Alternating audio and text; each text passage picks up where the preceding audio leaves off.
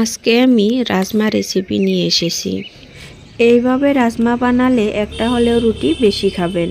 তাহলে চলুন দেখে নেই রেসিপিটা।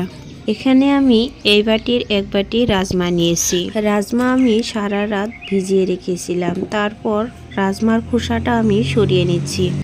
এই বাটির এক বাটি মুগ ডাল নিয়েছি। মুগ ডালটাও আমি সারা রাত ভিজিয়ে রেখেছিলাম।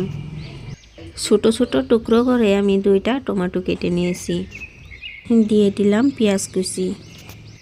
এখানে আমি 2টা কাঁচা লঙ্কা কেটে দিয়ে দিলাম।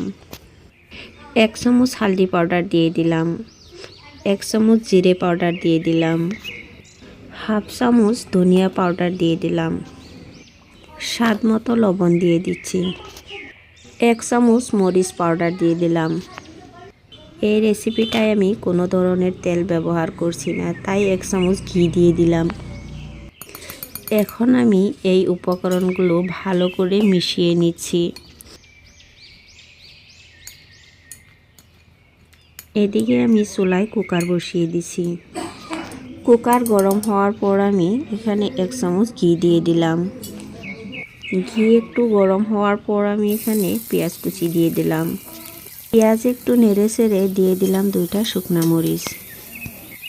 মরিচ 2টা আমি ভেঙে দিয়েছি। আবারও একটু নেড়ে চেড়ে হালকা ব্রাউন কালার করে নিচ্ছি। পেঁয়াজগুলো আমার ভাজা হয়ে গেছে। এখন আমি রাজমাগুলো দিয়ে দিচ্ছি।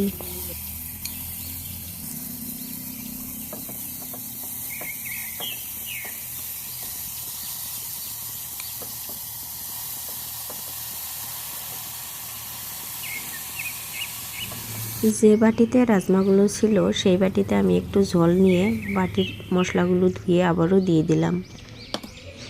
এখন একটু নেড়ে চেড়ে কুকারের ঢাকনাটা লাগিয়ে দিচ্ছি।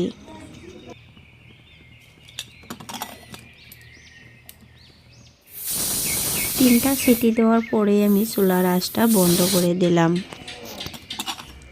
মাশাআল্লাহ, দেখতে কত সুন্দর হয়েছে। ভিডিওটা ভালো লাগলে একটি লাইক দিয়ে দিবেন আর চ্যানেলটাকে সাবস্ক্রাইব করে নেবেন। একবার যদি এই রেসিপিটা ট্রাই করেন তাহলে বুঝতে পারবেন কতটা টেস্টি হয়। আমাকে অবশ্যই কমেন্ট করে জানাবেন রেসিপিটা কেমন লাগছে।